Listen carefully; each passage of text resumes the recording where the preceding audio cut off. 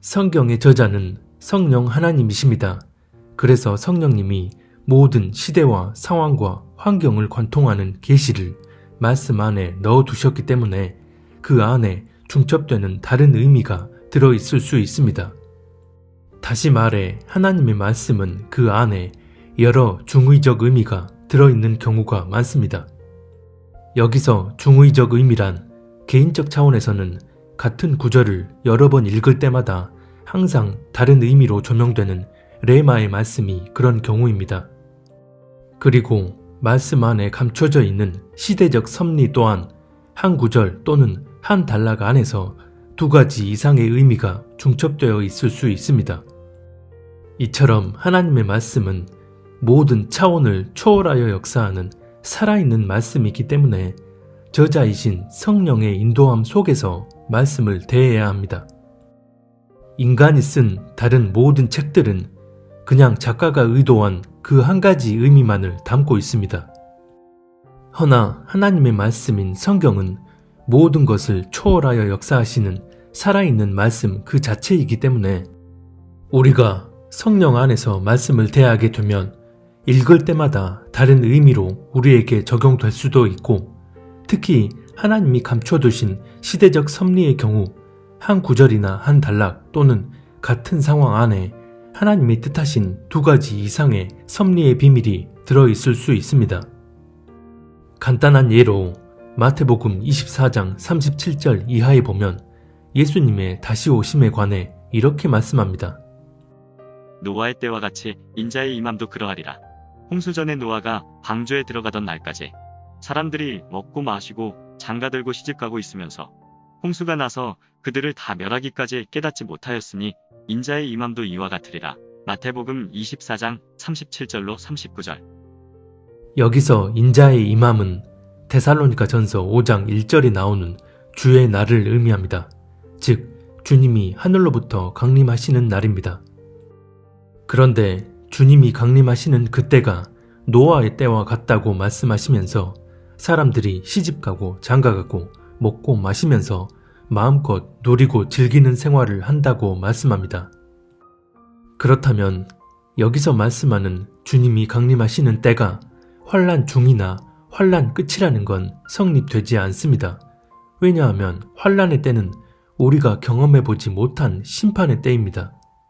물론 후 3년 반이 하나님의 진노가 쏟아 부어지는 때이지만 환난 전반기 역시 일상적인 삶을 사는 그런 때가 아닌 말 그대로 환난의 때입니다.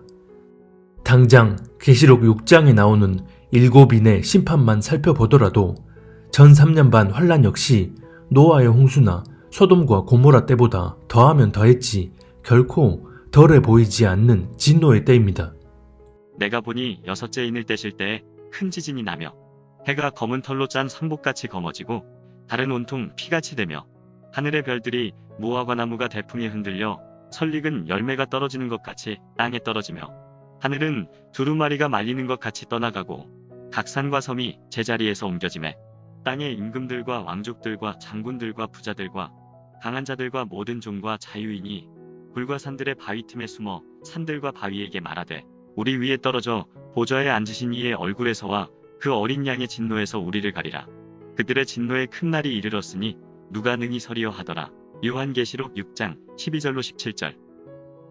즉 환난의 때에는 이렇게 먹고 마시고 즐기는 삶을 대부분의 사람들이 전반적으로 누릴 수 있는 때가 아니라는 것입니다.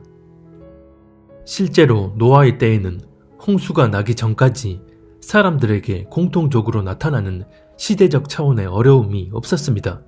즉 육적으로 아직 환난이 오지 않은 평안하고 안락한 때였다는 의미이고, 그래서 오히려 영적인 타락은 그만큼 비례하게 되었던 것입니다. 결국 데살로니가 전서 5장 3절에서 평안하다 안전하다고 말하는 주체는 바로 노아의 때와 같이 먹고 마시고 시집가고 장가가는 이들, 즉 하나님 뜻대로 살지 않는 이 땅 모든 사람들을 지칭합니다. 다시 말해 어떤 특정한 상황에서의 평안함과 안전함을 의미하는 게 아니라 삶 전반에서의 평안함과 안전함을 의미합니다. 사람들이 먹고 마시는 이 노아의 때가 바로 데살로니가전서 5장 3절에서 말씀하는 평안하다, 안전하다 하는 그때이고, 이는 다시 말해 환란이 끝나고 주님이 지상재림하시기 전, 먼저 주님이 하늘로부터 강림하시는 날은 환란이 임하기 전이라는 것을 의미합니다. 그래서 노아의 때라는 특정 시점만 놓고 보면 환란 전의 시점을 의미합니다. 그런데 창세기에 등장하는 에녹부터 노아의 때까지를 하나의 타임라인으로 본다면 에녹은 환란 전 휴거자를 예표하고 노아는 환란 중 휴거자를 예표합니다. 즉 마태복음에서 말씀하는 노아의 때는 환란 전 마지막 때의 시대상을 의미하고 있지만 창세기의 에녹부터 노아까지의 타임라인에서 노아의 때는 환란에 들어간 때를 의미합니다. 이 부분에 대한 자세한 내용은 오른쪽 상단의 추천 영상을 클릭해서 꼭 보시기 바랍니다. 그래서 성경은 단순히 해석적 관점으로 보는 게 아니라 성령 안에서 조명해 주시는 대로 보게 된다면 보다 더 깊은 하나님의 뜻과 섭리를 이해할 수 있습니다. 그런데 문제는 성경을 지식적으로 깊이 탐구하려는 경우는 많은데 직접적으로 성령의 조명을 통해 말씀을 대하는 경우는 많지 않아 보인다는 게 안타까운 부분입니다. 최근에 성경 번역본을 가지고 이런저런 얘기를 하는 분들이 많았습니다. 메시지를 전하면서 인용하는 성경 번역본이 사실과 다른 부분들이 있으니 개역 개정이나 개역 한글이 아닌 킹 제임스 버전으로 메시지를 전하라는 것입니다. 어떤 분들은 구체적으로 킹 제임스 버전엔 이러이렇게 표현되어 있으니 이렇게 해석하는 게 맞다고 하시며 인용하신 그 번역은 잘못 번역되었다고 지적하기도 하셨습니다. 실제로 보면 킹 제임스 버전이 다른 번역본에 비해 단어나 문맥, 시제 등의 표현이 원문에 가깝게 번역되어진 게 사실입니다. 그래서 그 번역본을 읽을 때 더 자연스럽고 정확하게 해석할 수 있는 것도 사실입니다. 그러면 여기서 개역 개정이든 개역 한글이든 표준 새번역이든 그렇게 번역할 때의 그 작업들이 모든 것을 주관하시는 하나님의 뜻과 상관없이 진행되어진 일들일까요? 그래서 하나님의 뜻을 거스르는 잘못된 번역본을 만들어 놓고 사람들을 잘못된 가르침으로 인도하는 걸까요? 한 가지 우리가 절대 잊지 말아야 할 것은 성경은 사실적 관점이 아니라 진리적 관점으로 봐야 한다는 것입니다. 같은 말 아니냐고 할 수도 있는데 다릅니다. 일례로 환란 전 휴거를 주장하시던 어떤 분이 댓글로 고린도전서가 요한계시록보다 시기적으로 더 먼저 쓰여졌기 때문에 고린도전서 15장에서 언급하는 마지막 나팔을 계시록 11장에 나오는 마지막 7번째 나팔로 해석하는 것은 앞뒤가 맞지 않다는 말을 하신 적이 있었습니다. 사실적 관점으로 보게 되면 당연히 시기적으로 맞지 않기 때문에 이 주장이 맞습니다.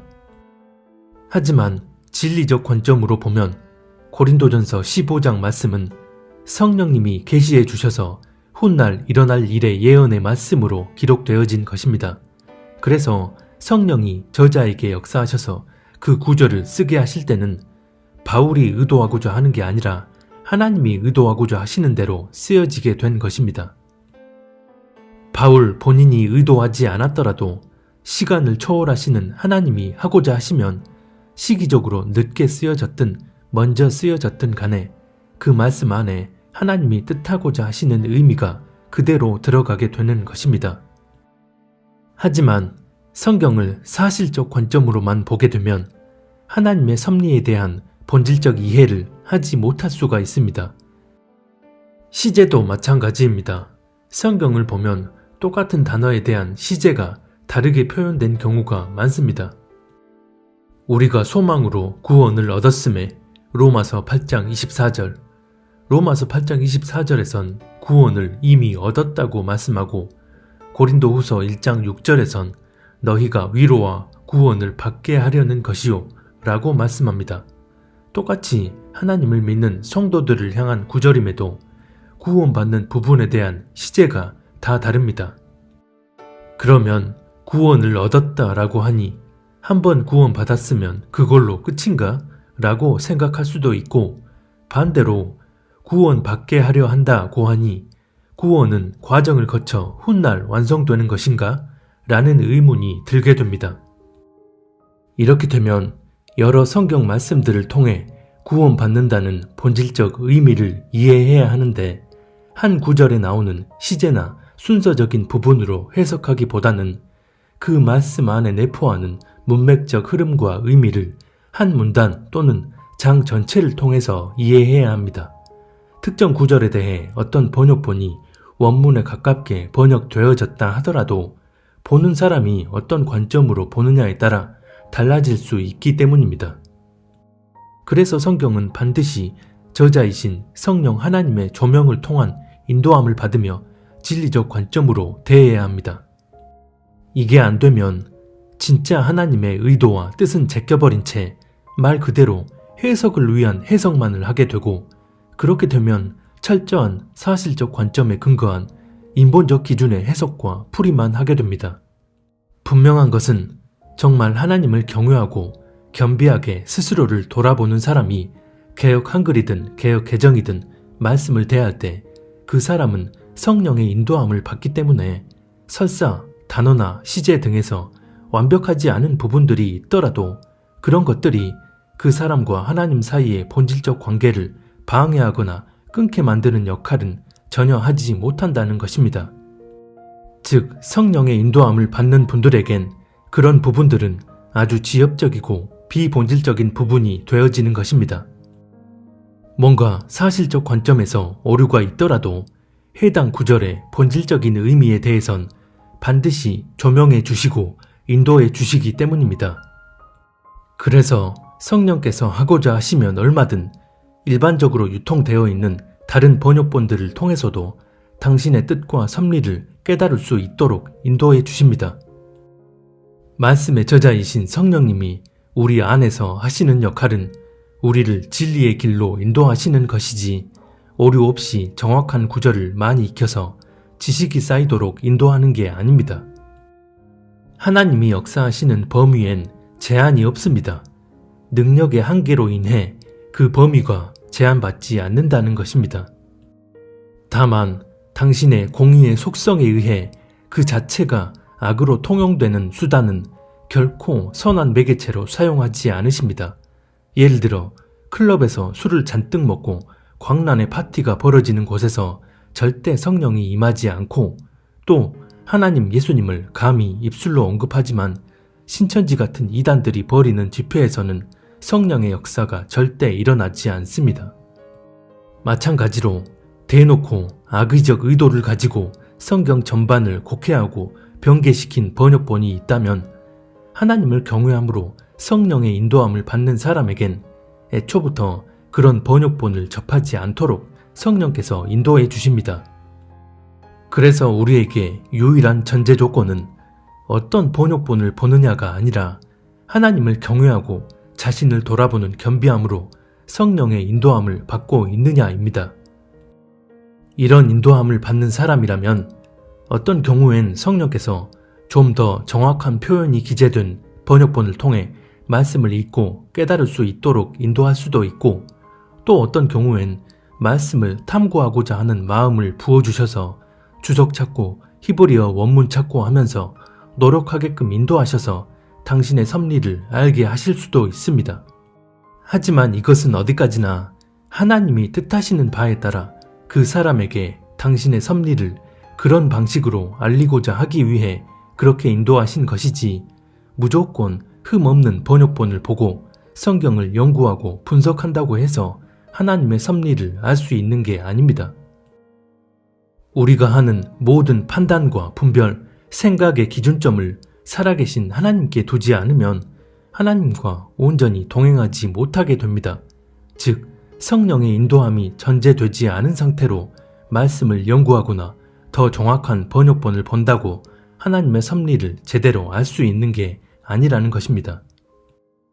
또 분명한 것은 우리를 인도하시는 성령님은 제한이 없으신 그 능력에 의해 우리가 하나님과의 관계를 더 친밀하게 할 수 있도록 인도하시지, 사람이 만든 인본적 기준의 프레임 안에 갇히도록 인도하시는 분이 아니라는 것입니다.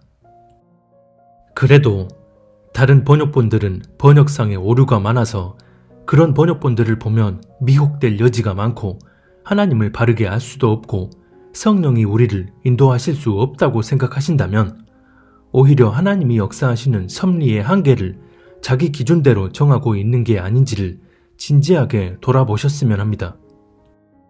현실을 초월하여 역사하시는 말씀의 저자이신 하나님만을 기준 삼고 진리적 관점으로 말씀을 대한다면 단 한 구절만을 읽었는데도 장 전체가 말씀하는 그 섭리의 비밀을 깨달아 알게 하실 수도 있고 말씀의 조각들을 퍼즐로 인도해 주셔서 하나님의 비밀한 섭리를 깨닫게 하실 수도 있습니다. 다시 말씀드리지만 유일한 전제는 우리가 하나님을 경외함으로 그분의 인도함을 받느냐의 여부이지 어떤 정확한 번역본을 가지고 말씀을 공부하고 있느냐가 아닙니다. 사실 이건 성경 번역본만의 문제가 아닙니다. 이것은 나 스스로도 인식하지 못하는 사이 얼마나 많은 인본적 기준들이 내 안에 세팅되어 있고 그런 기준들이 프레임이 되어 그 안에 갇혀 있는지를 가늠해 볼 수 있는 한 단면이라고 할 수 있습니다. 평소에 내가 하는 모든 사고에 있어서 살아계신 하나님만을 기준 삼고 있지 않으면 내가 하는 모든 생각들은 다 내가 기준되어집니다. 그래서 겸비함으로 나 스스로를 돌아보지 않으면 결국은 내가 기준된 생각과 말과 행동만이 튀어나올 수밖에 없습니다. 다시 오실 우리 주님은 내가 얼마나 사실적인 번역본으로 성경 말씀을 똑바로 접했는지를 감찰하시는 게 아니라 얼마나 하나님만을 기준점 삼고 그분의 인도함을 받으며 실질적인 동행을 하고 있는지를 보십니다. 그런 사람들이 다시 오실 주님 앞에 진짜 신부들이기 때문입니다.